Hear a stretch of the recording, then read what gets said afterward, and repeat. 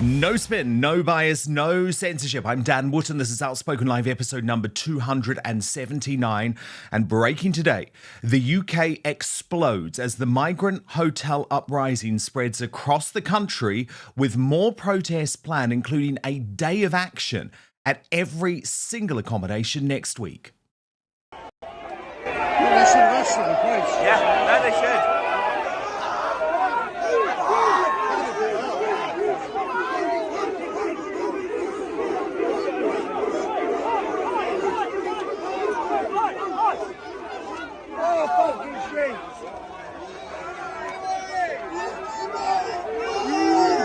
Meanwhile, our despicable and treacherous Prime Minister lies twice in a matter of minutes in front of Donald Trump and the world in Scotland. Free speech is very important. I don't know if you're referring to any place in particular. Perhaps they are, but we've had free speech for a very, very long time here. So Liar. I'm very proud about that. Well, what's your advice on the small boats crisis, Mr. President? How would you deal with it? What's your advice on dealing with the small boats crisis in this country? The small boats it's crisis. About the boats coming over the channel, so we're taking a lot of action to Liar. stop people coming over the channel who shouldn't be here. Oh, and why is the mainstream media ignoring a terror threat involving Trump and a Muslim man on an EasyJet flight to Glasgow? Going to bomb the flight. Dead to America, dead to Trump. Allah Akbar. Allah Akbar. Allah. I'll tell you what's going on in that terrifying incident. But I have to say, what this UK migrant uprising really has done is introduce a new breed of independent journalists delivering the real stories that the establishment media certainly won't. And today I'm delighted that we are bringing together some of the best on a brilliant superstar panel. There they all are. Director of Destination Dover Jack Hadfield, who has been posting about this on X as Jack Hadders, youth ambassador at Turning Point UK and disciple of Christ activist Young Bob, Emma Dunwell, our friend, of course, who is behind Speaks Freely and also a collaborator with Vox Populi Media, and the independent YouTuber Eddie Alexander. They are all here today. Also coming up on the show, Tommy Robinson and Dominic Cummings express outrage as illegals are captured on video breaking the law by catching swans to eat. And Narinda Kaur says the migrant protests are racist because they are mainly attended by white folk, even though it's young Bob who is the one to be physically attacked in London's Camden. He'll reveal all about what really happened. Then, in the uncancelled after show on Substack, growing fears for Prince Harry after he disappears in Africa for 3 days, making zero contact with his wife or children after another unsuccessful bid to try and reconcile with King Charles and Prince William. We're going to team up with the Royal News Network to reveal all. You can sign up to watch at www.outspoken.live. Also, at the end of the show, says do stay with us, we'll reveal the first Greatest Britain and Union Jackass of the week. The Union Jackass, pretty much the worst Britain in the world today, can be voted for by you in the live chat on YouTube. But here are the 3 people in contention. There they are. John Swinney, the First Minister of Scotland, nominated by Darren Donaldson for constantly going on about independence. Narinda Kaur, nominated by Mick Cass for saying the protests are racist. And Fraser Nelson, nominated by Karen Hankey for saying that immigration should go up 3 times. Goodness gracious me. Great choices today. A very big news day, so let's go.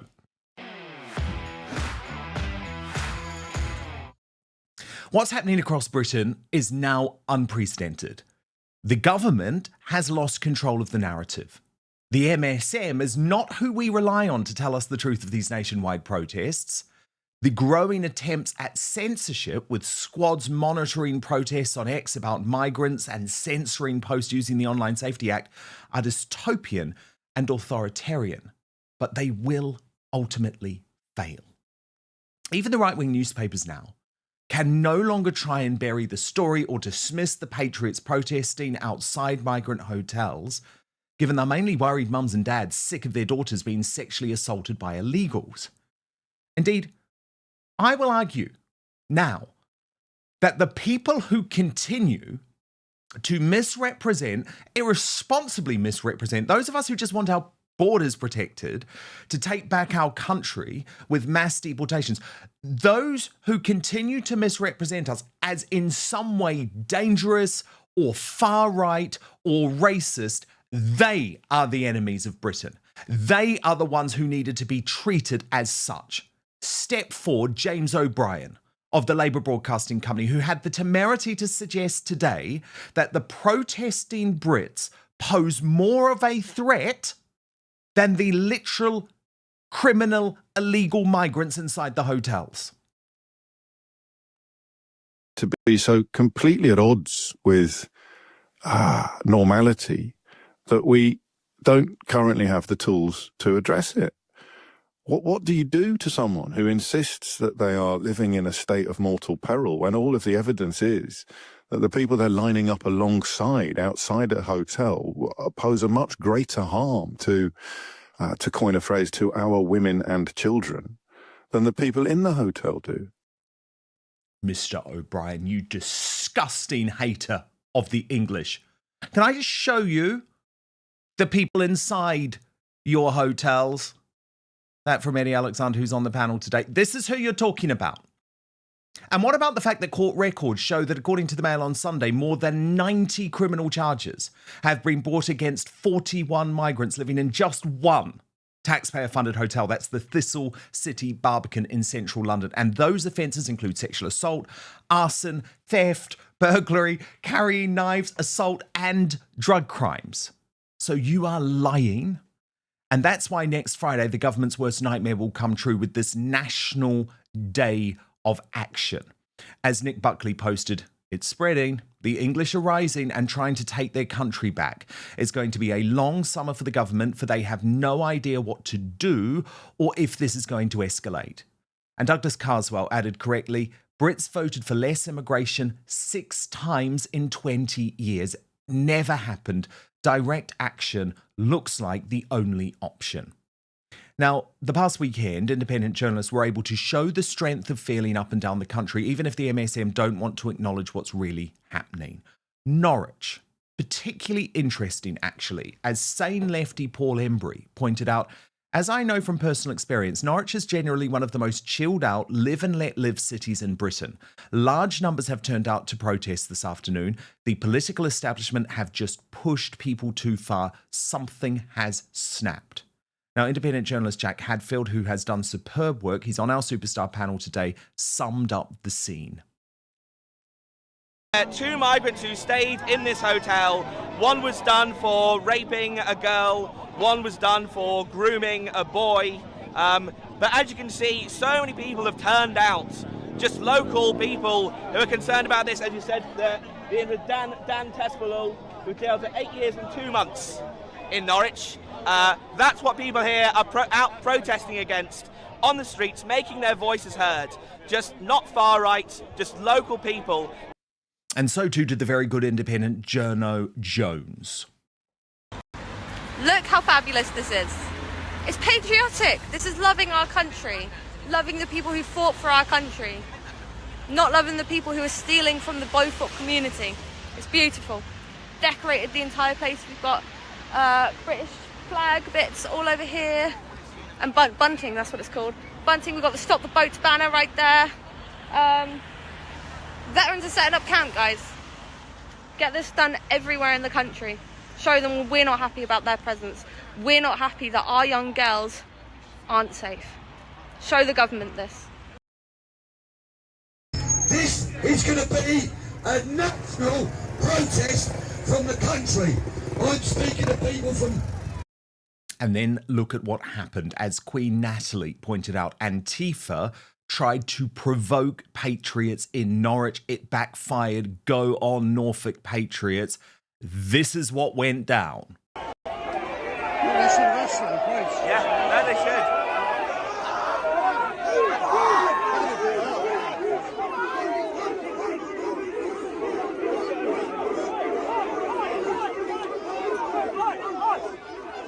Oh, fucking shit.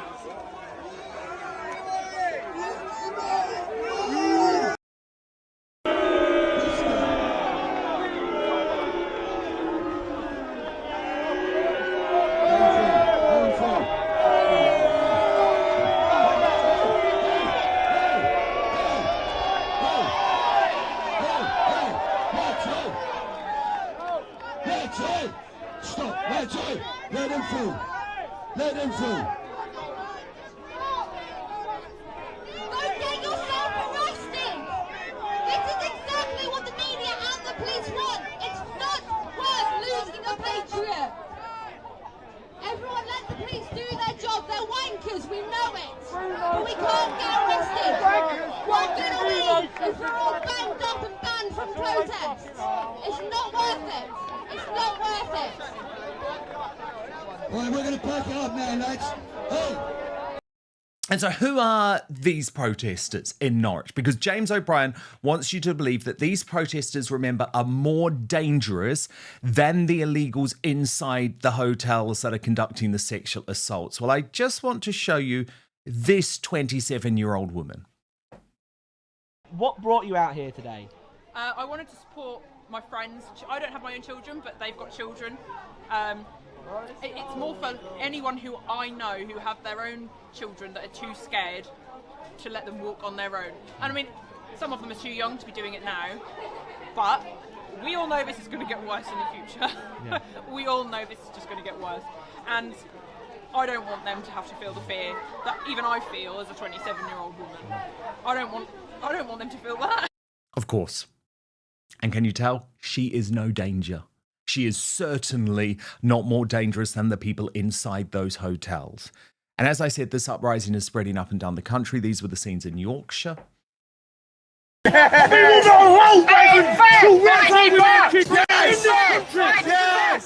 to Pete Copper. Big up. These coppers are going to be getting gassed out down there. It's horrible, you know, the smell of it. It's rough. Similar goings on in Southampton too. For you fuckers, for our way of life.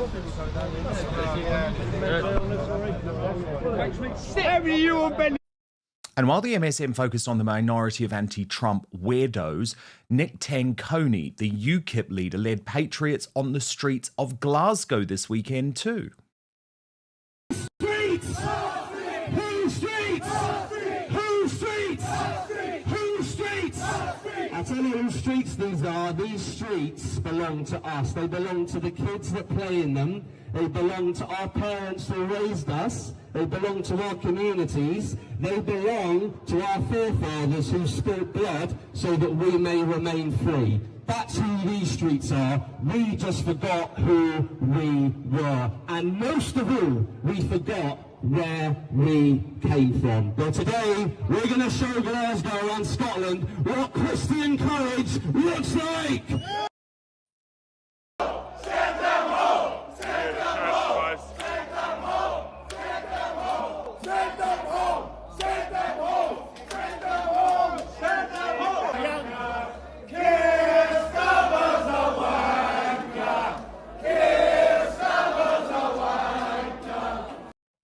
In Ashfield, there were clashes between residents and anti-racism protesters. Watch.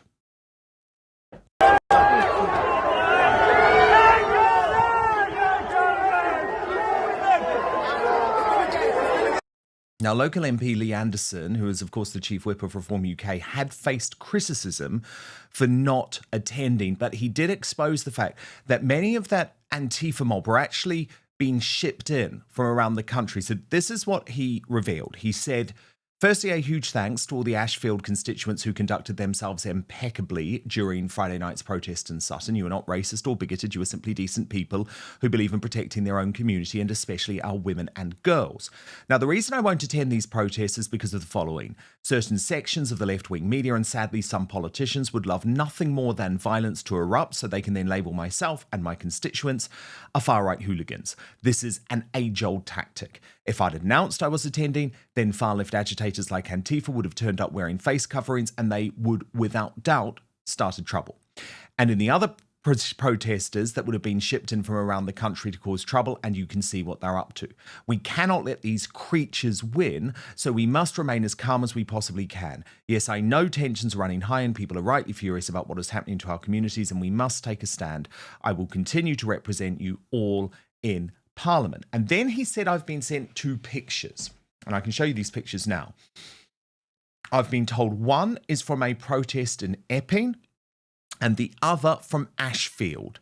Take a close look and tell me what you see that connects the two, then you'll see what I mean. And of course, it's the same people, isn't it? It's the same people, because we know this Antifa mob are highly organised. They're hiding behind the Standing Up to Racism group, which has received government funding, which is particularly sick, and they're being transported all over the country to cause trouble. In Canary Wharf, there were also ongoing clashes between Antifa and the protesters after residents in central London were informed the illegal migrants were taking videos of young girls in playgrounds bouncing on trampolines. Watch. Show your face then! Show your face! Show your face! Shut your mouth! Shut your mouth! Shut your mouth! Don't stop running your fucking mouth! You've got your face covered, big boy! Shut your mouth! Shut your mouth! Shut your mouth!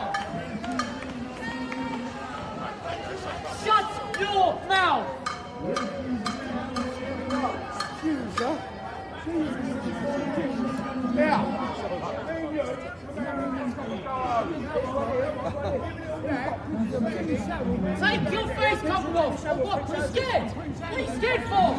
Yeah, that's it. Look away. Shut your mouth. Pathetic. Why the hell is he wearing a face covering? Another development, Rebel News boss Ezra Levant has flown into the UK given the significance of this story, which he now wants to report to the world.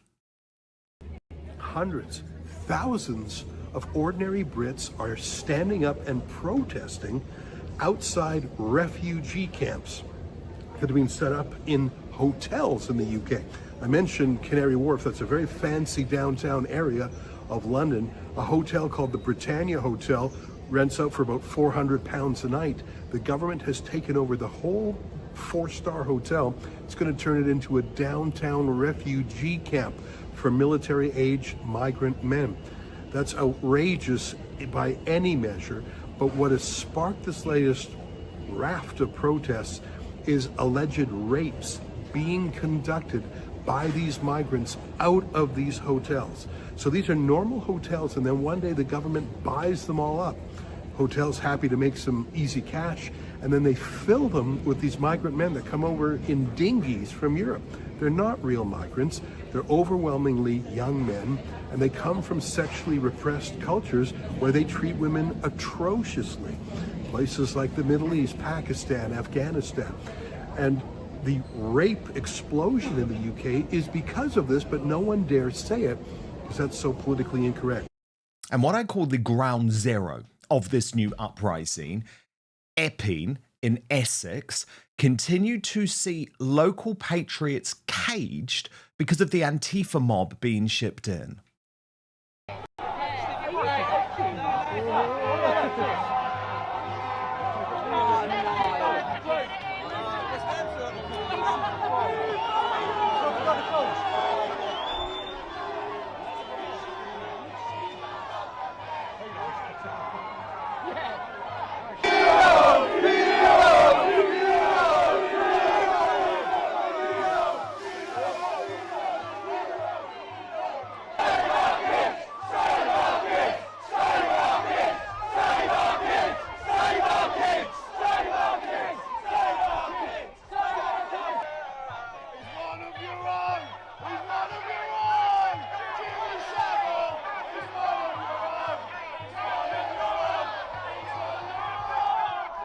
Now, much is emerging about the Stand Up to Racism Antifa crew, which include attempts, by the way, to censor citizen journalists. What do you mean off you go? I'm just standing here, mate. What do you mean off you go? I'm just standing here. Imply by me. I don't disappoint in gas chambers, mate. No, trust me, that's what happened. You don't defend your wife. Your wife got attacked during the riot. Your wife got attacked by the fascists. You couldn't protect her.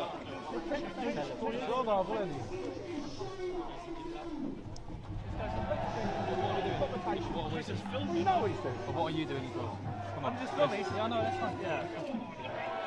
Harassment here, mate. He's not harassing you. Well, what's he doing? I'm just standing, he's putting his hand out at me. Looks like that adults. Come on, we can sort this out. He's allowed to film. You're allowed to film. I don't think it was an adult. Alright? There you go, mate. There's the law. Head that up.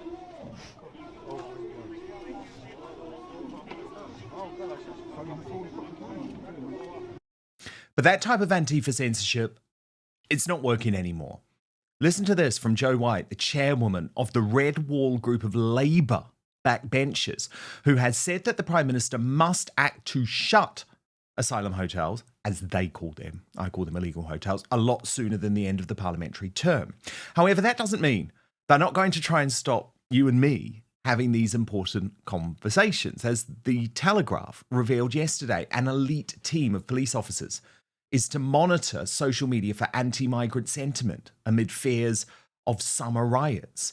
Detectives will be drawn from forces across the country to take part in a new investigations unit called the National Internet Intelligence Investigations Team.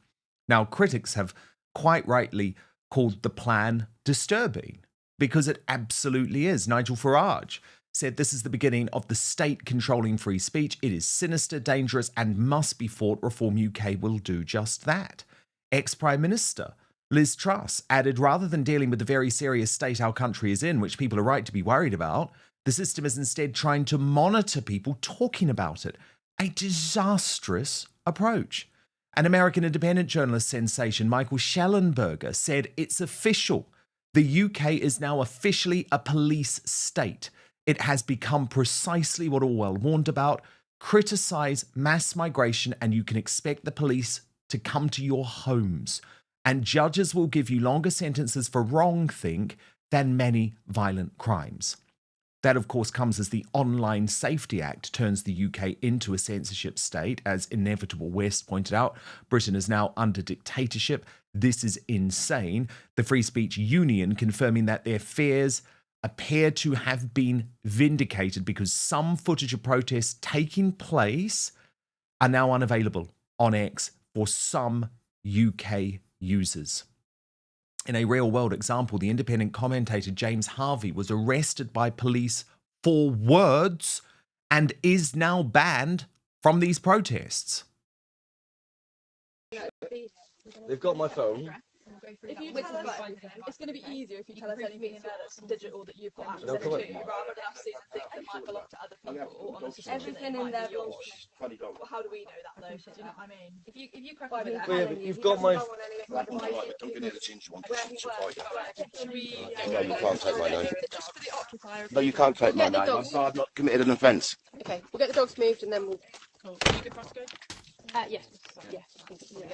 And of course, these authorities want to shut down independent journalists because we are the only ones delivering you the truth. Now, the Superstar panel. And so brilliant to have 4 of those independent journalists who are delivering you the truth with us today. Director of Destination Dover, Jack Hadfield. You saw many of his brilliant clips there. Youth Ambassador at Turning Point UK, Disciple of Christ activist Young Bob. He has been physically targeted actually by these Antifa mobs. We'll talk to him about that later in the show. Emma Dunwell, she is behind Speaks Freely and a collaborator with Vox Populi Media, and the independent YouTuber Eddie Alexander. We saw his footage inside that migrant hotel in the digest. Just chilling, absolutely chilling. So Jack, you have been on the ground covering this all weekend. Do you sense a change in mood, that this is now an uprising spreading across the country? Yes, exactly. This, of course, all kicked off in Epping. Well, I wasn't there for the original few days of protest where there was a little bit of violence sparking out, but I've been there on Sunday, last Sunday. I was just there yesterday. I was there last Thursday. And of course, I've been around at the Britannia Hotel in Norwich on Saturday as well. And as you mentioned, you know, there is now this day of protests that's organized on the 8th of August. One of those being at the Thistle City Hotel near the Barbican, where I was just this afternoon. I managed to speak to some of the migrants. Some of them, either they weren't aware of the protests or they couldn't understand me and didn't speak English. But yes, the police have now been stationed already outside there in case there's some spontaneous protests before August the 8th. But yes, obviously it's been spreading around to Ashfield, Southampton, other areas of the country. And really, what I think would spread this even more is that if the Bell Hotel in Epping was shut down by the government, because of course the local Epping Forest District Council voted to support the closure of the hotel. Now, that doesn't actually make a difference because the Home Office needs to close it themselves. It's a central government decision.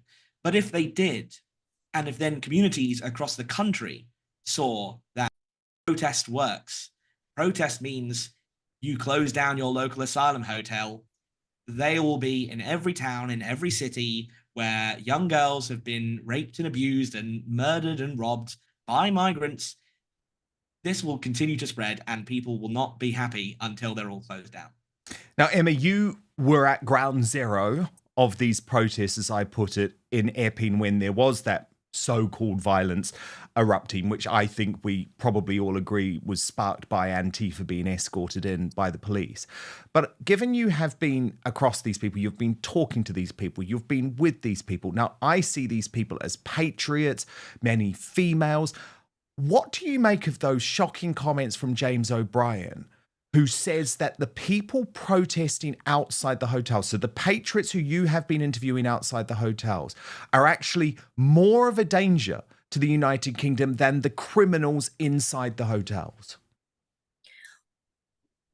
Well, I think first off, you know how Sydney told everyone to clear when that police car was trying to get through? Big, massive shout out to Sydney, by the way. I'm good friends with her. She does amazing work. Yes, another great but one. Notice how everyone cleared.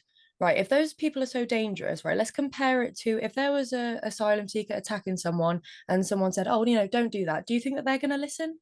No. So that just tells you just how dangerous these people are in comparison. And for lefty woke media outlets, and specifically James O'Brien, he just really irritates me. For him to say that these people are more of a danger, especially to women and girls, because they're out there defending women and girls, more dangerous than these asylum seekers, is absolutely ridiculous.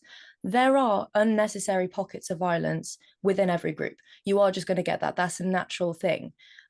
But that in itself is a byproduct of the anger that citizens are feeling towards the police through years and years of covering up the grooming gang scandal, of treating everyone like we're racist and fascist for just having an opinion. Yep. This is what's going to happen, but it's all part of an agenda. They want civil unrest, and they know how to do it. This is why it's breaking out all across the country, because they have flooded this country on purpose.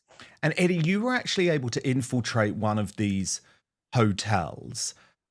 In part, it obviously showed the luxurious conditions that these illegals are living in. I mean, there is, for example, one of them playing on a PlayStation 5. Watch this.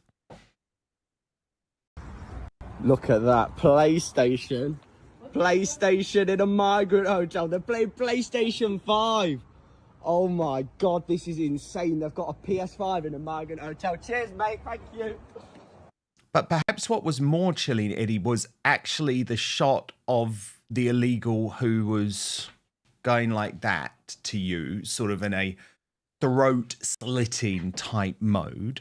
So what would be your message, having been in one of these hotels, Eddie, to James O'Brien, who says, look, these people are less dangerous than the patriots protesting?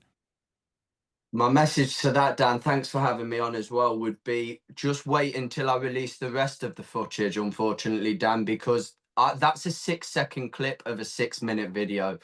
We've gone around the back of the hotel. Nice hotel, beautiful area, both of the hotels we visited. And where were these hotels, Eddie? Both on the outskirts of Northampton. Beautiful, picturesque, old English market towns. Beautiful, beautiful places. All full to the brim. But to people like James O'Brien, clearly not seeing that video, or maybe he even has, but he's just so far gone now that he's completely overriding it. There was people standing in the window doing this, threatening to stab me on video. We've gone round the back of the hotel. It's worse than that. They're standing there doing gun signs like this, standing there doing gun signs like this. And wait for this, Dan. Wait for the icing on the cake. One of them has even turned around. This is a 4-star hotel which we was visiting. Look One very of them nice. at the cost of £8 million a day. One of them has had the audacity to stand at the window and pull a moonie at me whilst pulling a gun finger up, and that's all on video. That's all. Which more also than open shows to be released. just the Utter sort of contempt. It shows sexualized. utter contempt. It's absolutely, it's so far gone. And what you said about Antifa. Yesterday, I was at the Britannia Hotel. 2 Antifa members was arrested. I can announce this now. 2 Antifa members was arrested for taking my camera, snapping it off the gimbal and chucking it in the River Thames. That is on multiple live streams. It was in the middle of Canary Wharf. I asked them 3 simple questions. Do you think Antifa should be a prescribed organization? How many genders are there? And what's the reason for coming all balaclavaed up? I asked them 3 simple questions. That resulted in them getting arrested for criminal damage for chucking my camera, which I had for 48 hours in the Thames. And it resulted in them getting arrested for assault as well, because like I'm more than happy to send you the footage of the police also arrested them for assault. When I chased them around the corner after chucking my camera in the Thames, the police ran round and saw them assault me as well. So it does show you. No, absolutely, it shows you the violence, because young Bob, I mean, you sort of burst onto this scene outside the Britannia Hotel last week. Tommy Robinson posted a video of your very inspiring patriotic speech, which got you a big round of applause. But you have immediately become the target of violence from this hard left Antifa mob. Well, it's hardly like I've been doing this for nearly 2 years now, both religious and political activism. It's not like violence is this foreign concept to me. I've certainly been attacked at Leicester Square, Stratford, and even at Camden Town doing stands for Turning Point UK or my discipleship in terms of my Christianity. So what I'm currently seeing now is the mixture of several factors. It's the fact that summer is the most vulnerable time for children. Of course, we have the parents away, these economic migrants housed at these Deliveroo centers kind of come in. They have no integration. So what they're going to do, they're sexually suppressed from societies that have never seen women that aren't in burqa'd. So what they're going to do, they're going to inappropriately look and touch at them. So that is why people have called on for a national day of protest. So when I do stands at Camden now, because, for example, the ethos of Stand Up to Racism is to kind of libel people off this kind of colloquialism that everyone's a fascist, of course they're going to move towards violence. It's an absolute certainty. And that's what I saw at Epping, the accusation that people were fascists compared to a local residency dancing and listening to music. This is what we need. We need a community of politicians. We need a community of people that house these events. We need to be happy. We need to smile at the people that would wish for the worst of us. Because if we can't do that, then ultimately when the media have the headway of us supposedly being violent, they can call us whatever we want. Yes, and I think you did that very, very well, young Bob. And later in the show, I do actually want to discuss what happened in Camden, where you were, well, I think you were physically assaulted, actually. So we will come to that later in the show. Breaking right now, Tommy Robinson furious that illegal migrants appear to be eating ducks and swans taken or stolen, you would say, from ponds up and down the United Kingdom. Of course, the consumption of swans illegal in the United Kingdom. He posted on X, migrants take a duck from a lake in London to kill and cook. Not all cultures are equal. And that's in response to this video that has gone viral. Watch. Oh my God. What you doing with that? Yeah, watch it. What you doing with that, bro? I got it. You gonna eat it? Yeah.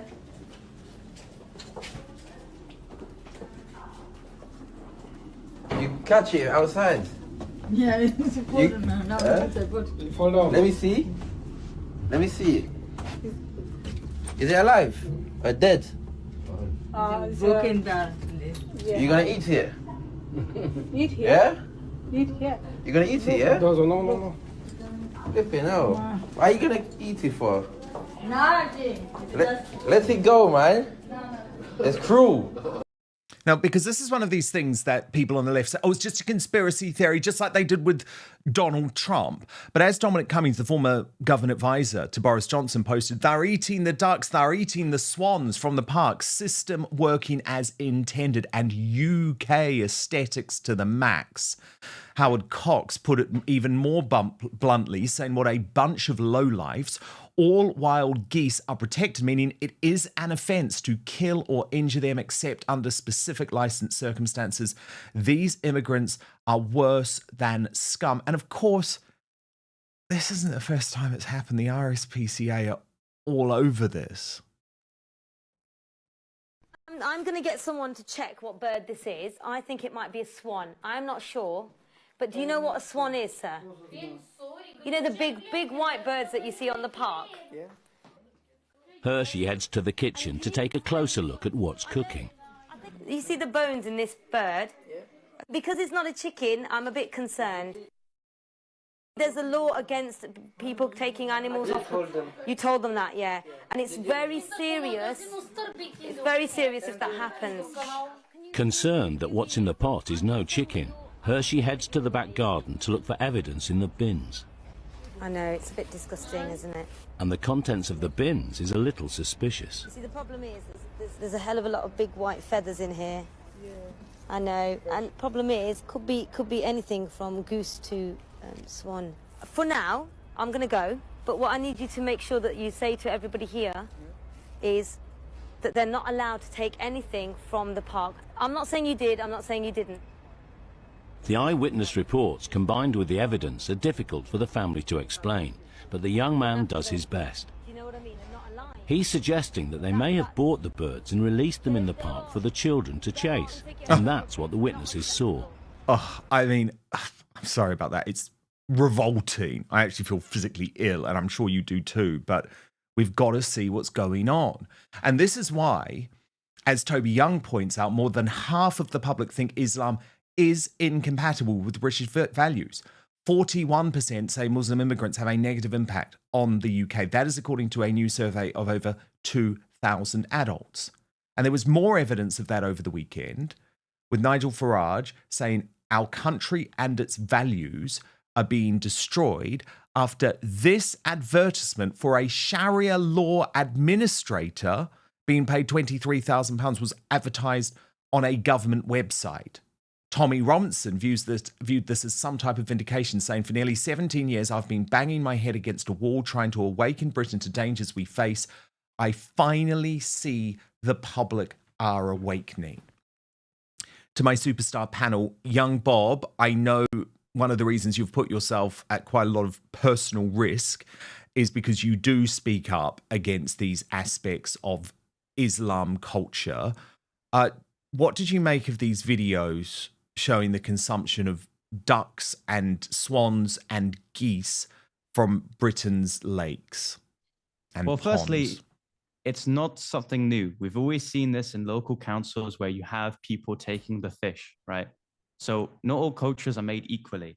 People can't appreciate British values because they don't have the language to essentially consume what we are, our behavior, so they don't have this degree of integration. So what do you expect these people to do? They have no observation skills to kind of consume that you're not to eat protected animals within our protected parks. Now, what I would recommend is we have a more tighter immigration policy in order that we only accept the applications of women and children, and we incentivize or bring in schemes for these people to learn English. Because once you enable people to learn English and you have them in local residency, they'll be able to actually observe British behaviors, then know that this is wrong. Emma, what did you make of it? I mean, I found it hard to watch. I mean, you know, I don't like hunting in general, but there is a proper way to do it. Most of us, you know, who are not vegetarian would not go out and catch an animal and carry it like that. We wouldn't be able to do it, or at least I wouldn't be able to do it. There is cultural differences that is the reason for this. And I mean, I think it wasn't Suella, I think it was Kemi Badenoch that said a while ago, not all cultures are equal, and she got massive backlash for it. But this is what you get when you want to preach equality and diversity is our strength and everything. You get people breaking laws and genuinely not understanding the law that they've broken, or that what they've even done is wrong.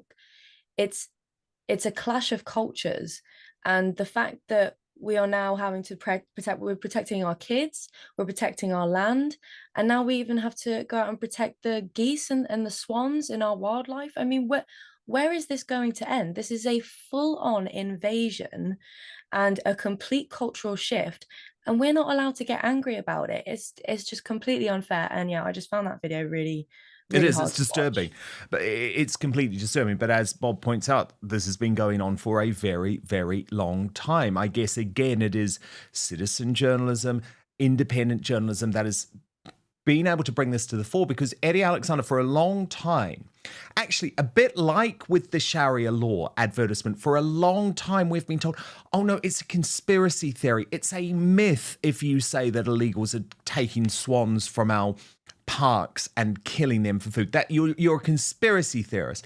Likewise, Sharia law.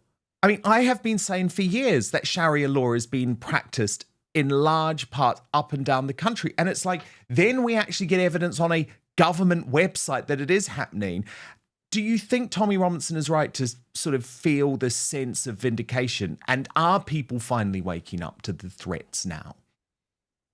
Well, absolutely, because I think he's absolutely vindicated. And that job, first off, that video which you shown of the health inspector going in and finding that bird in the takeaway, that's actually a few years old. So how many more cases? We've seen videos of people fishing in their local canal or their local lake, and then people from different backgrounds coming up to them, taking the fish off them in an aggressive way, saying that they're going to take it home and cook.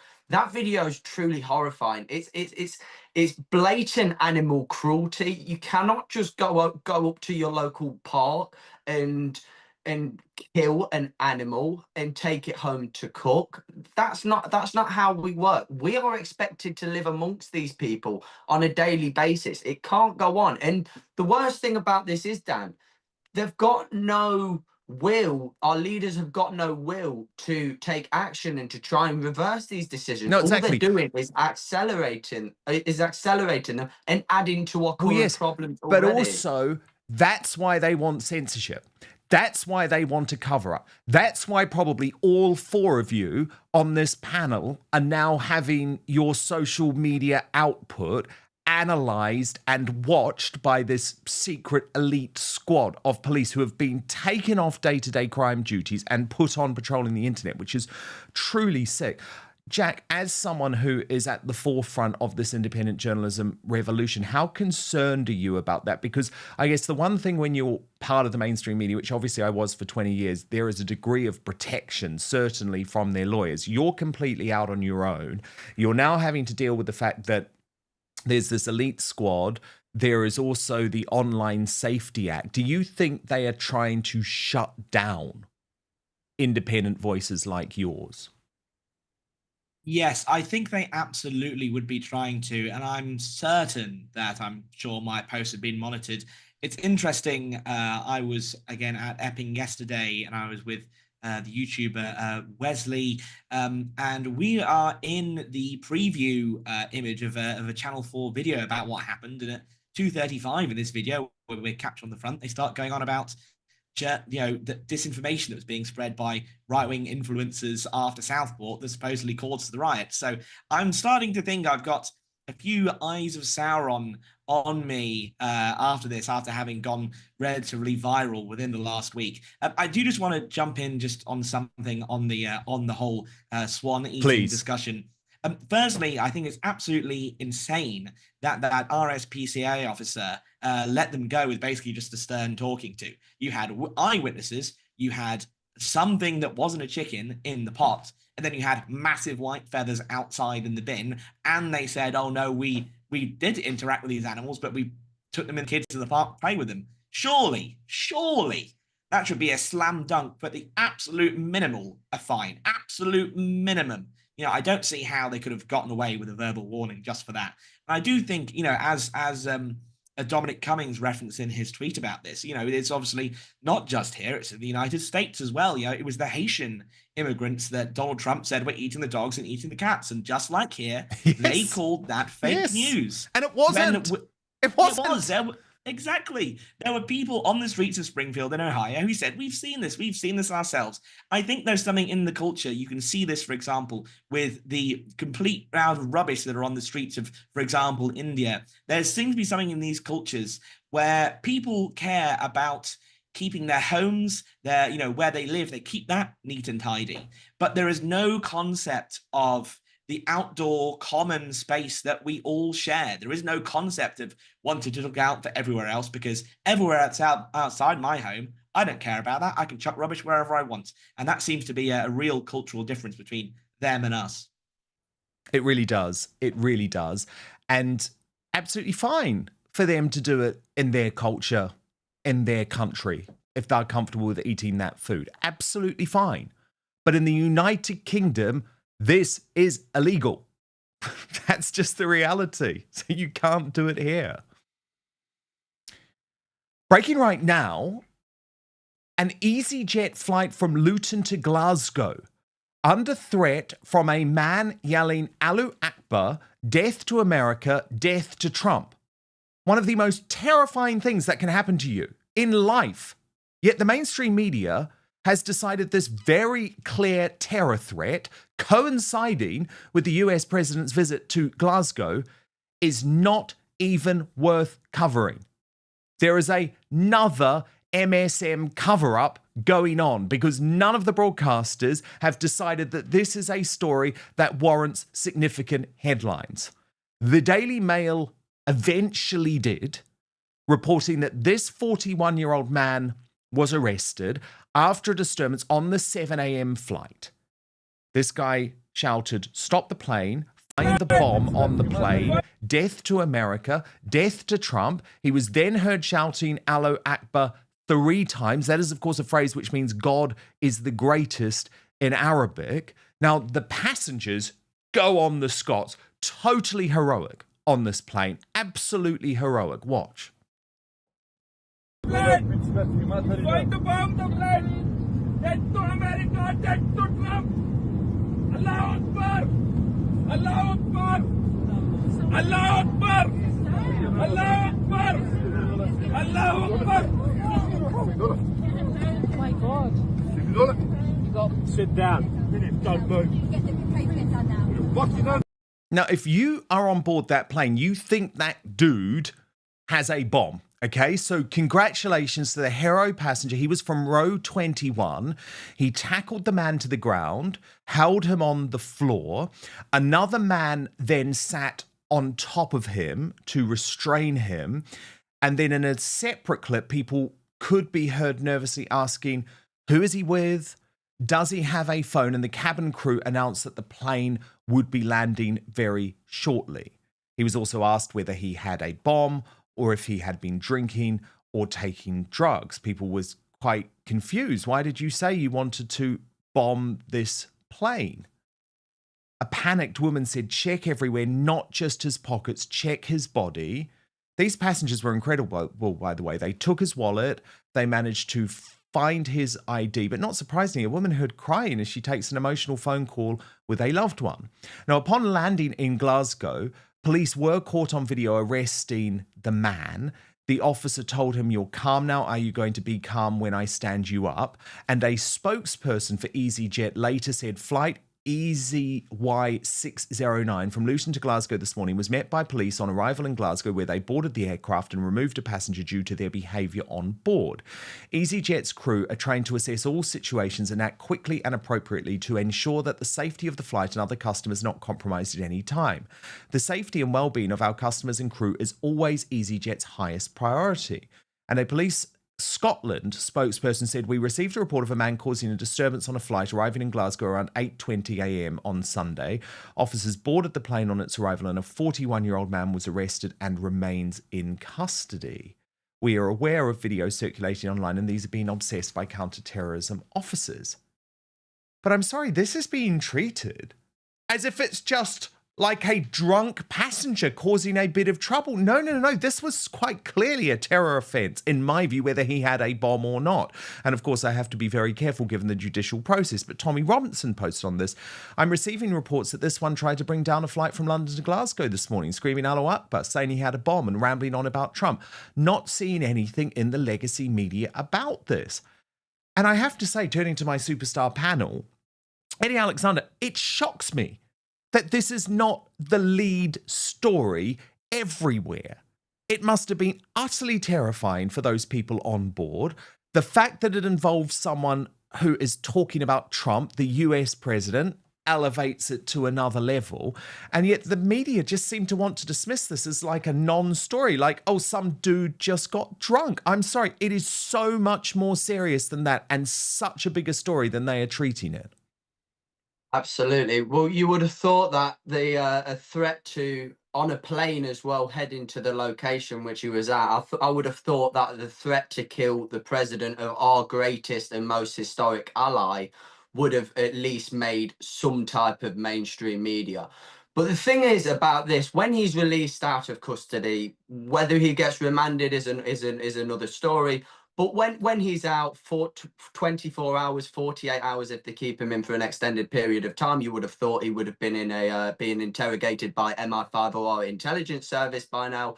But let's face it, he's probably already back out in our communities, living amongst us. And this is the thing. Everybody knows about how tolerant we are as a people, as Brits.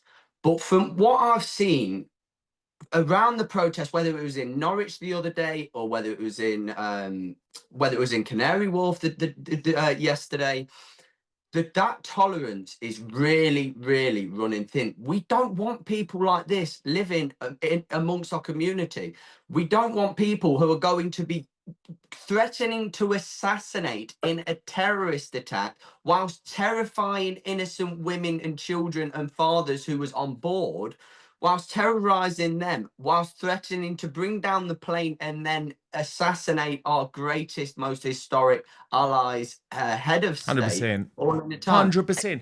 That's completely glossed over, Dan. Totally. And like, Emma, where is the mainstream media on this dude? There's this guy who did this. You know, we know nothing about him. Who was he on the plane with? Is he associated with any group?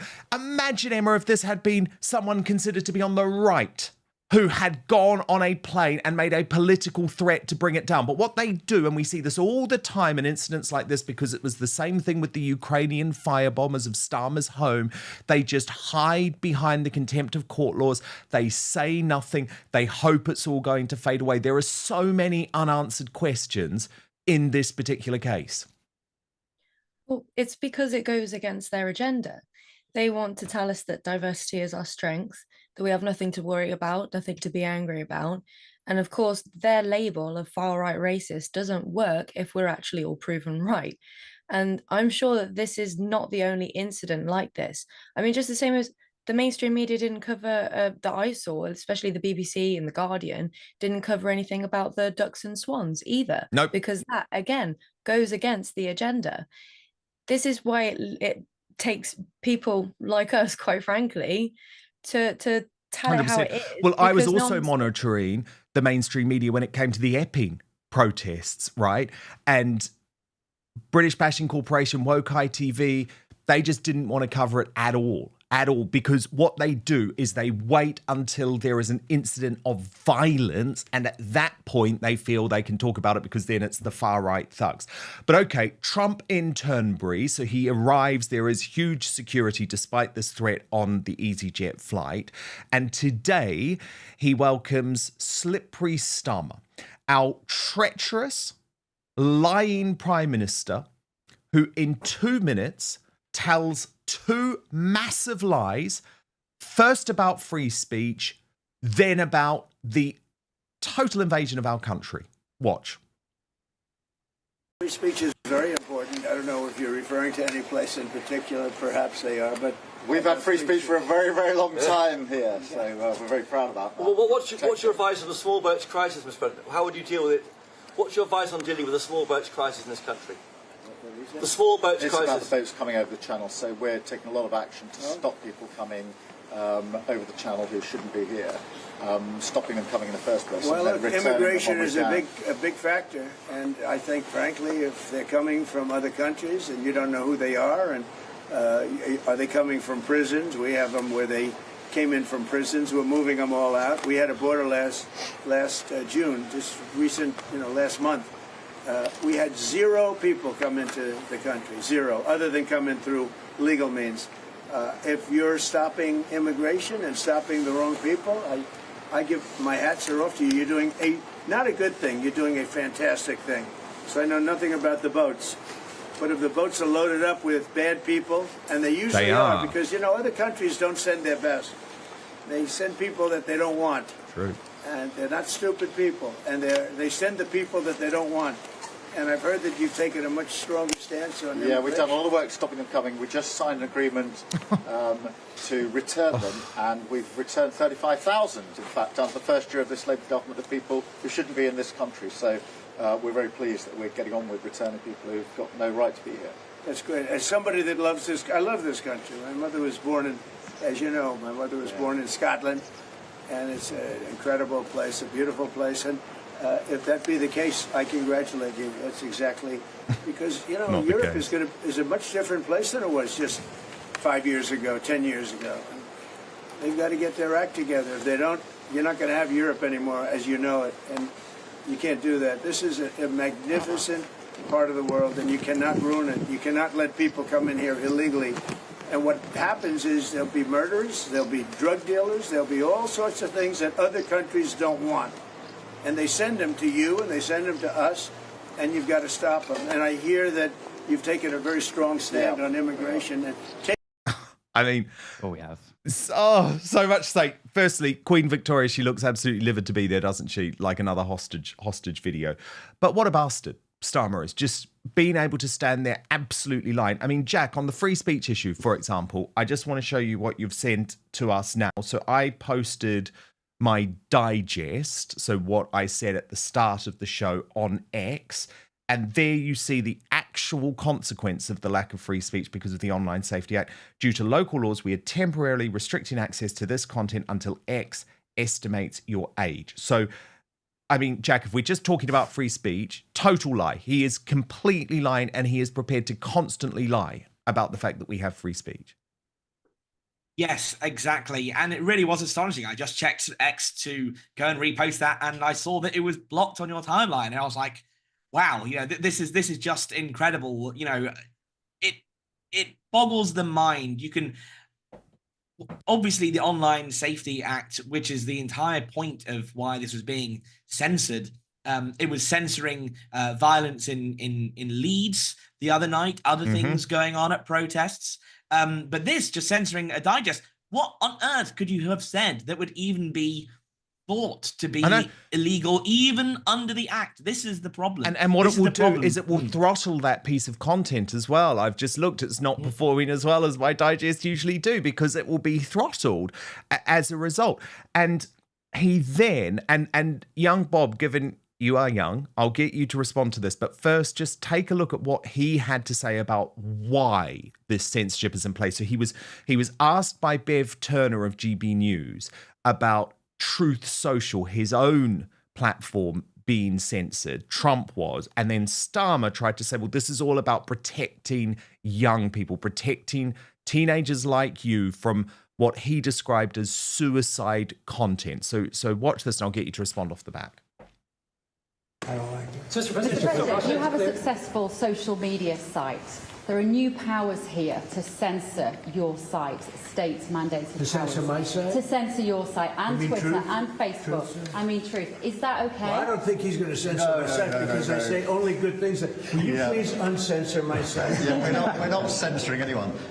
We've got some measures which are there to protect children, in particular from sites like suicide sites. We've had too many cases in the United Kingdom of young children taking their own lives. And when you look through their social media, they've been accessing sites which talk about suicide and, encouraging, if you like, children down that road, and that is what we want to stop. Nothing about censoring free speech. But that treats all adults like this children. country is the proud. But that can treat all adults free like speech children. in this country has been for a very long time. We're very, very proud of it. We will protect it forever. But at the same time, I personally feel very strongly that we should protect our young teenagers, and that's what it usually is, from things like suicide sites. I don't see that as a free speech issue. I see that as a child protection We issue. actually passed a bill in Congress, headed up by my wife, actually, which was to pull bad stuff out having to do with children, because it is a problem. But I cannot imagine him censoring Truth Social. That's more of a very political, and it's been a very big success. It's not going to happen. And I only say good things about him and his country, so if they censor me, you're making a mistake. I'm going to give my ambassador the job, make sure it's not censored. I had not heard that. Mr. President, we're not going to happen, young Bob. It has happened. It absolutely has happened. What do you make of Starmer's argument that this is just to protect people like you from what he describes as suicide content? You've given me a nice question because it's happening to me currently. My college, in response to a Muslim schoolboy attacking me for my content at Speaker's Corner, kicked me out for a month. Because of the content I've done speaking on the issues of my college, I've now been deferred to Prevent, social services, and now had police reports because after a Muslim sent me a death threat, I suggested that the person next to him was his boyfriend. So don't get starting at me of protecting me when you're openly trying to ruin my career. That's my first point. My second point is that you arbitrarily redefining a bill set by the Tory government to censor social media platforms for supposedly protecting young people, whilst in the same breath enabling us to vote, demonstrates that although you want our vote, you don't want our opinions. The reason why you're doing this is so you can essentially groom the next generation to essentially align with your opinions. Why do you think in history we find that people were burning books? It is a symbol of destroying information of people you don't agree with. And it demonstrates that your opinion doesn't hold any water. That is why I'm going to spend everything in terms of my ability to continue doing my work at Turning Point UK, because essentially now what's happening, due to the fact that we have a lackluster in terms of securing freedom of speech, I potentially don't have a college to go to. Members of my family don't like me for what I do. And the UK has just been an institution in where you can essentially libel and degrade someone for what they believe in. Yes, and this is why presumably a lot of young people think, well, I just won't speak about this. I'll just go with the narrative because we don't want opportunities taken from us.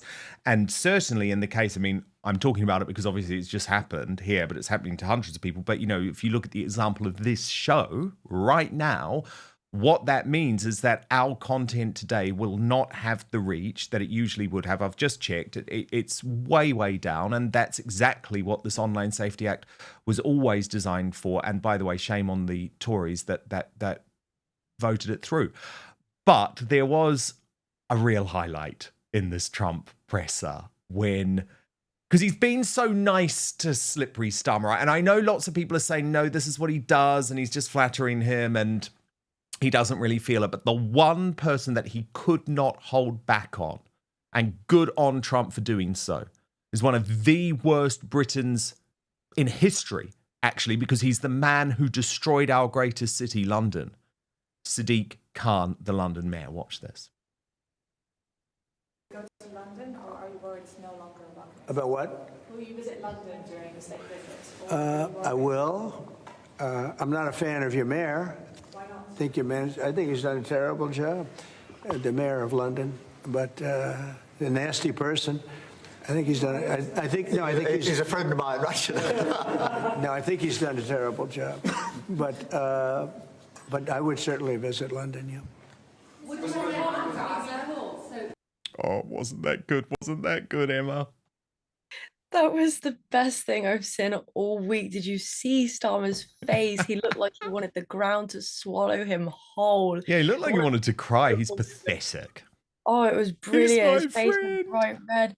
Sadiq Khan has single-handedly, well, I say single-handedly, but we all know that it's more than him, but he has completely destroyed our beautiful capital city. And Trump knows it, Starmer knows it, and that's why I wanted to jump in and say, well, Sadiq, he's actually my friend. And no, shut up. Shut up. He's done a terrible job. Everyone knows it. There's no hiding it. There was a little bit of awkwardness as well for the first time when Nigel Farage came up, because until this point, Farage has sort of been the elephant in the room in discussions between Starmer and Trump, but he has never been raised. But because this was such a wide-ranging presser and it went on and on and on for like an hour, Nigel Farage was raised. It was an incredibly awkward moment for Starmer. For a whole load of reasons, actually, because there was one moment where Trump basically said, well, the person who's strongest on immigration will win the election. Well, of course, that is Farage. And there was also this moment when it was raised that Farage believes that Starmer should be giving Donald Trump the opportunity to address Parliament during the state visit. Watch what happened. But I would certainly visit London, yeah. Would you like so MP Nigel Farage has asked Parliament to be recalled when you're there? Well, I like Nigel. I mean, Nigel, as you know, is a friend of mine. Nigel's done very well. He's a friend of mine. And Keir's a friend of mine. Would you recall Parliament so that the President can talk to MPs? Well, Parliament's in recess at the time, but look, I do want to be clear. This is an unprecedented and very special state visit. This has never been done before, and there'll be many elements of it that have never been seen before. So this is going to be a historic occasion. I mean, Eddie, he's just so pathetic, isn't he? He's just so pathetic. It's like, Starmer, we know you can't host Trump at Westminster because your own MPs would be out on the street marching with Khan. Like we've seen the last time with the constant attacks from Labour MPs on who should be our greatest ally. We've seen sustained attacks from multiple Labour MPs, but this online safety bill, how Keir Starmer has the audacity. This is not the first time he's lied to Donald Trump as well. He sat in the Oval Office during his first couple of months, sat there and lied to JD Vance and said we have had freedom of speech only a couple of weeks before Lucy Connolly was sent to jail for 3 years for a subjective tweet. How he's got the audacity to, one, say we have freedom of speech when he's bringing in these ludicrous, obscene hate crime laws, when he's bringing in these online safety bills. So he's so scared, and he wants to protect our children so much. This is what he's saying. He's going to use age verification to get onto Twitter to stop them seeing content like yours. So they need to use more verification than a fighting age man would. Let's say he's from Iran, then a fighting age man would to enter the UK illegally.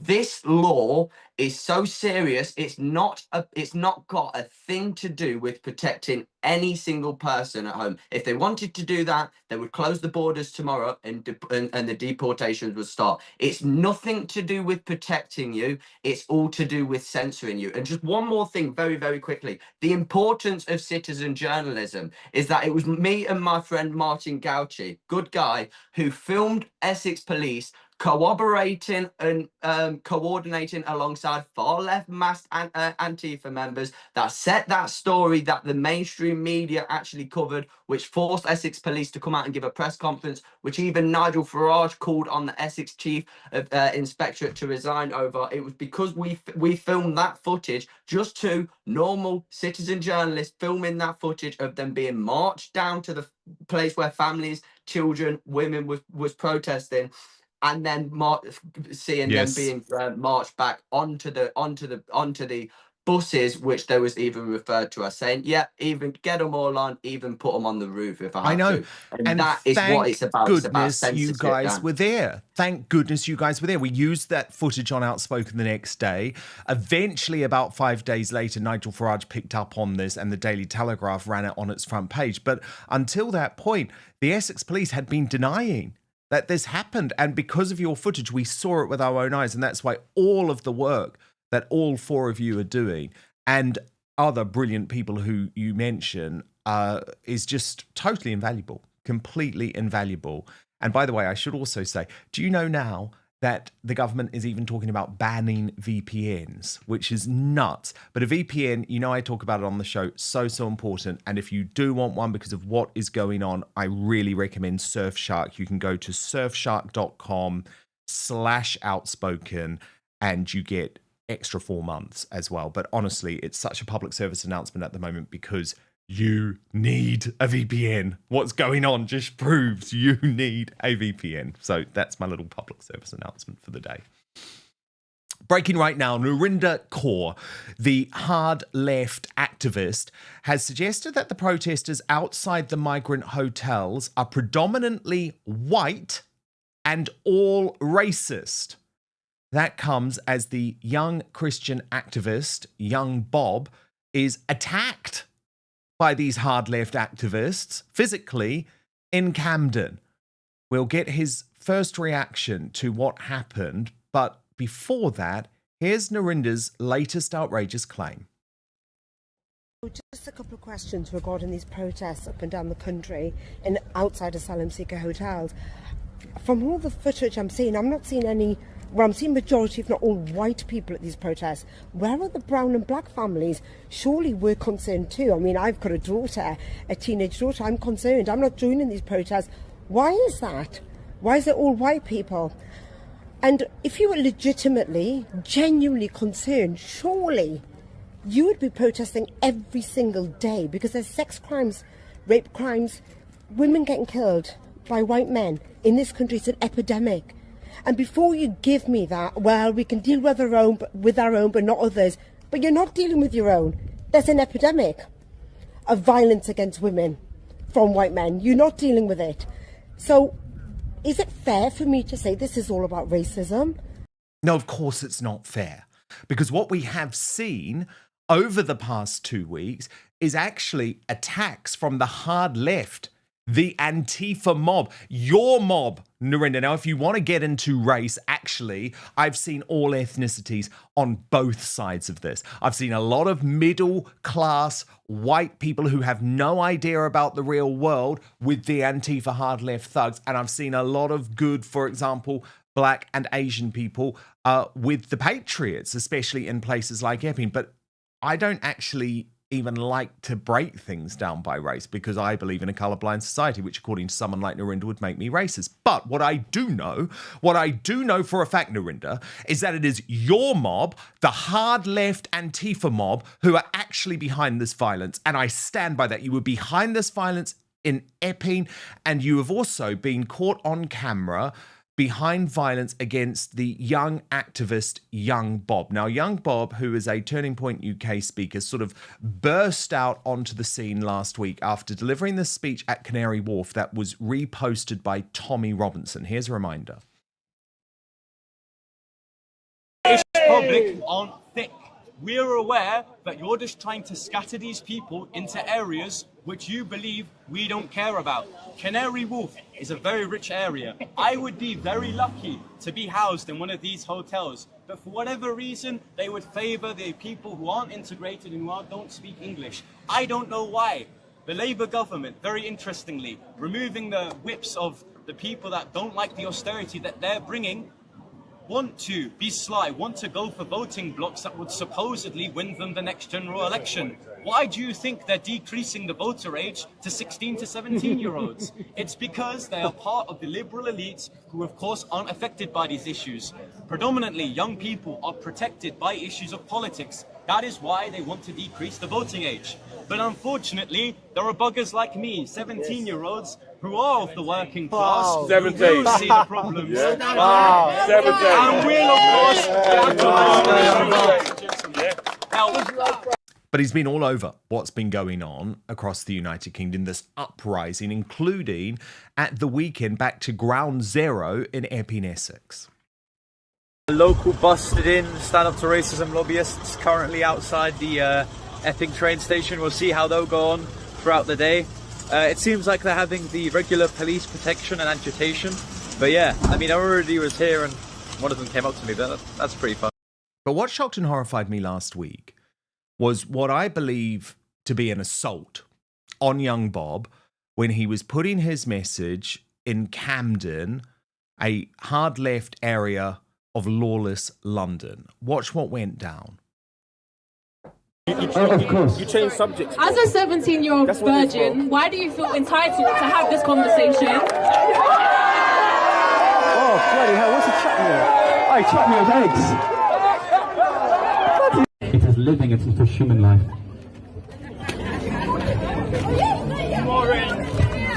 Assaulting camera, buddy. Bloody quiet, you ideological incel. No, it's living, it's not a human life. You see the distinction there? A pig is living, but it's not a human life.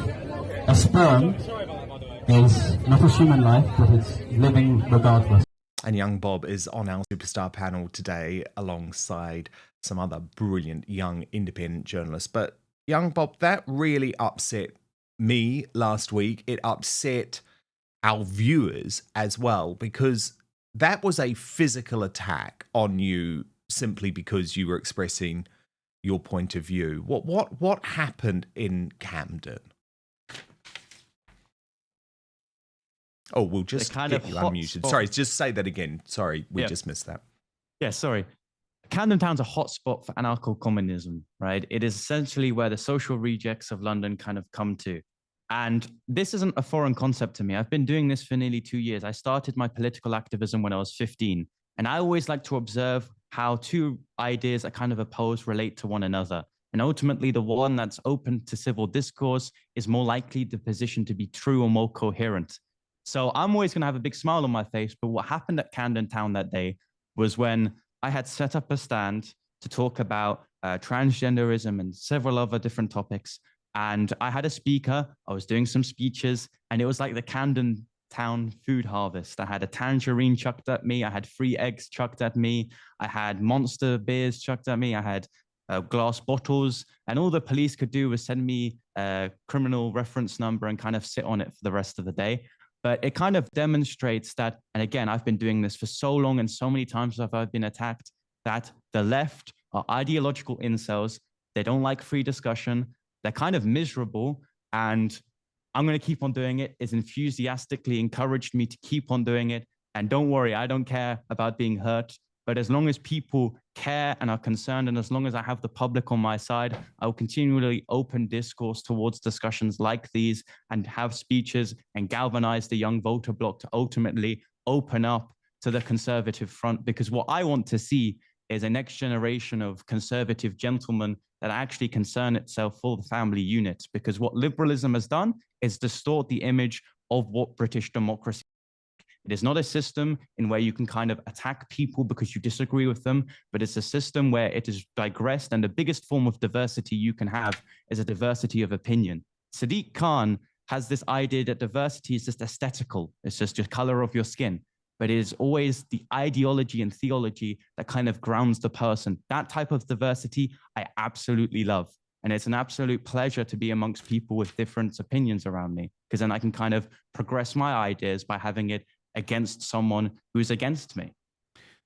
One thing that I thought was particularly disgusting at the start of that clip that we saw is there was someone who looked like a very woke, sort of like a Green councillor or something like that, an older woman, who described you in pejorative terms as a 17-year-old virgin.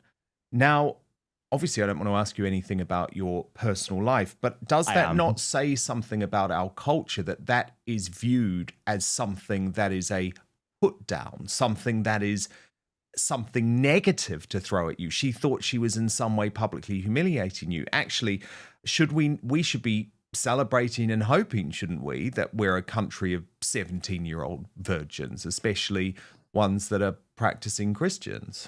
Yeah, of course. So firstly, don't be a hypocrite, right? Don't engage in sexual promiscuity if you directly go against it. Secondly, if you look at the economic and social impacts of having premarital sex, especially at a young age, it increases you, of course, being pregnant. That, of course, at a young age, it greatly affects your career opportunities. And I think if you look at, for example, the Christian ethos, and I'm not calling for every British person right now to be a Christian, because that's kind of absurd, right? We live in a liberal, secular democracy kind of grounded in Christian institutions, but there was always a focus on purity because that kind of demonstrates a degree of discipleship, right? it's very easy to kind of fall into your temptations of lust, but it's actually more difficult and builds character not to do that, because to kind of choose a partner within the confines of a marriage is a beautiful thing. And I think a lot of these issues, especially with migration, can kind of be affected by a bottom-up solution of just having families. If we had that, in terms of politics, that would be solved because we would have constituencies of like-minded people. In terms of finances, we wouldn't have one parent essentially being the sole benefactor for so many children. And ultimately, we'd be able to be watchdogs in actual communities because, like the saying goes, it takes a community to raise a child. And right now, the community that is being fostered by the Labour Party and by mass immigration is just that of divisiveness, vileness, and ultimately a lack of understanding between one another. Very, very well put. I want to go to the rest of the superstar panel, specifically on the claims made by Narinder Kaur, because you've all been down there at those protests. So, Emma, is she right to say that they're all white, the protesters? And what do you make of her claim that if you're at those protests, you're a racist? Well, my Jamaican cameraman who accompanied me to every protest, I think, would say that no, he experienced no racism. In fact, I actually asked him. And also I saw down there regularly Wendell Daniels, who live streams for Urban Scoop. Yeah. So if these people, if these far-right protesters are so racist, then why are these people welcome? You'll notice that it just happens to be white people. You know why? Because they're putting these migrant hotels in predominantly white areas to cause more civil unrest. It's purely by chance. And you know what? Even if, like, I mean, I remember seeing a poll on X one time that said, which would you rather have in this country, racism or child rape? I know which one I would rather have. And I've actually asked people of color who have said exactly the same thing. So I didn't experience any racism. I experienced some unnecessary violence as the night went on. But again, as I said earlier, it's all a byproduct. This is what they want. This is all by design. So no, Narinder, she just kind of mouths off and spots racism around every corner, and she's just completely wrong. She needs to get down there herself and talk to these people face to face, these families, these mothers, these aunties, fathers, whatever. These people need to be looked in the eye and listened to, because that's what's missing here. There's a complete disconnect. Jack, do you agree, as someone who's been on the ground at most of these protests now up and down the country? Yes, I completely agree. And, you know, just to answer both of Narinder's points, aka why are there white people at these protests, and two, why aren't you protesting against white rapists constantly? Both of those can be answered in the fact that this is still a majority white British country. As Emma pointed out, these are white areas, so of course people who are there who are majority white, but of course there are patriots of every other colour who turned up there as well. And obviously on the other point is like, well, the thing is, people don't want to be importing more rapists and more murderers from cultures who are far more likely to do so. This is a problem with Narinder. I've seen her on a show before where she does not understand the concept of per capita. To give you an example, Afghan nationals are 22 times more likely to be convicted for sexual assault than British nationals. And of course, that British national statistic also includes second and third generation immigrants here. So, for example, people who are involved in the Pakistani rape and grooming gangs in the north of England. So therefore, the actual white British statistics are probably even lower than that in terms of sexual assault convictions, but we don't necessarily record 40% of sexual crimes in London are committed by foreign nationals. 40%. So, you know, look at that on a per capita basis. Eddie, where do you stand on Narinder's racism claim?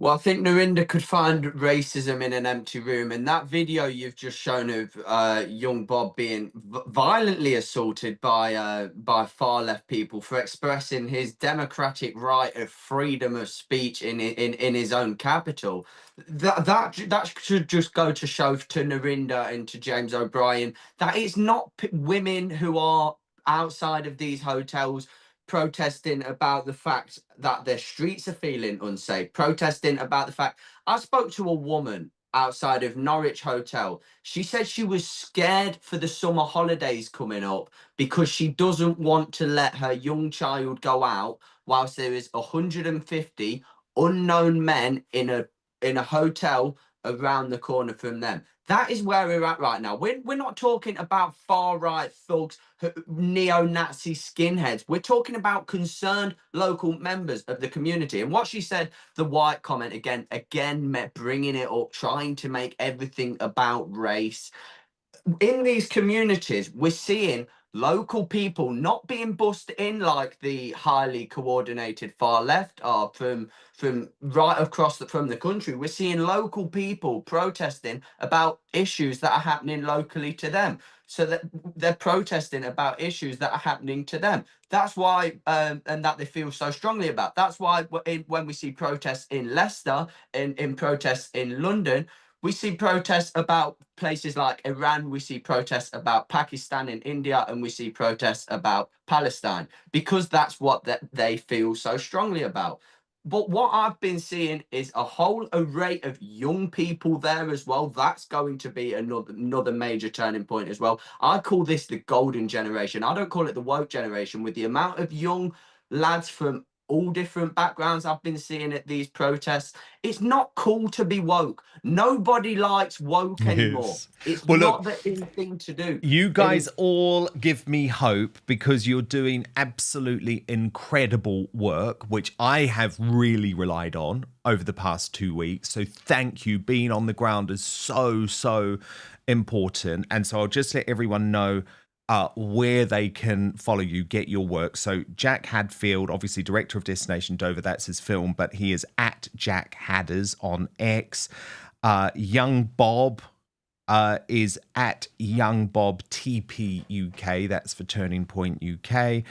Emma is obviously now behind Speaks Freely, which is her new independent platform, Speaks Freely on X. And Eddie Alexander is at Edward A 2971214, but he has also launched his own YouTube channel where he's going to be publishing from inside these migrant hotels, and you can find the link to that on X. So I love all of your work. Thank you for being here.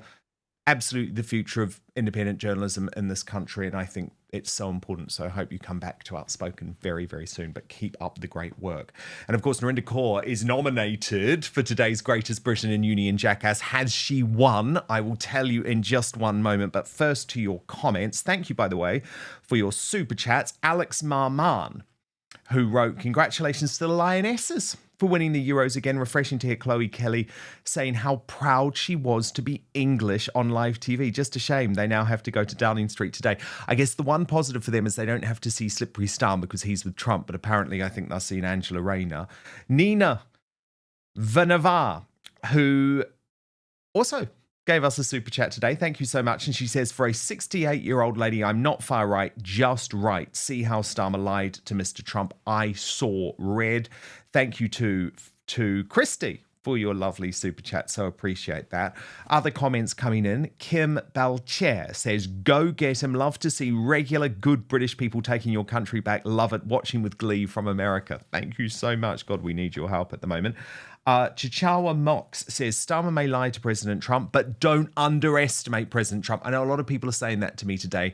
Actually, Dan, he knows what this is all about, but he's, playing the long game, and I get that. And Meditation Soothing Music wrote, we need to remember these hotels, when they are empty of these people, we shouldn't forget and never go there and give them any business, as they too are traitors. They wanted easy money. I know, imagine running a hotel and saying, you know what?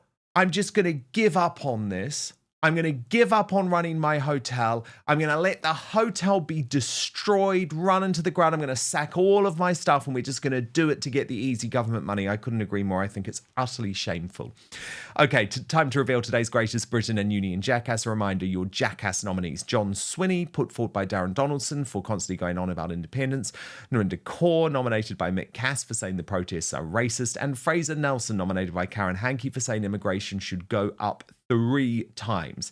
The results are in. In third place with 17% of the vote, Fraser Nelson. The runner-up with 19% of the vote, John Swinney. But winning the Union Jackass prize by an overwhelming margin today, Narinder Kaur, with 64% of the vote. And today's Greatest Britain, nominated by Rose Junie, she says it has to be our unique Lionesses football team for their sheer skills and determination to retain the European title. Enormous effort on their part. Okay, we're moving to Substack now for the uncancelled after show, where there are growing fears for Prince Harry after he disappears in Africa for 3 days, making zero contact with his wife or children after another unsuccessful bid to try and reconcile with King Charles and Prince William. So we'll team up to reveal all with the Royal News Network. Go find us over on Substack, www.outspoken.live. You can register completely for free, and it really does mean a lot to me if you can do that. But we are back live tomorrow, 5 p.m. UK time, midday Eastern, 9 a.m. Pacific. Hit subscribe if you're watching on YouTube or Rumble. Turn on the notification bell to be alerted to our new episodes. And most importantly, I promise to keep fighting for you.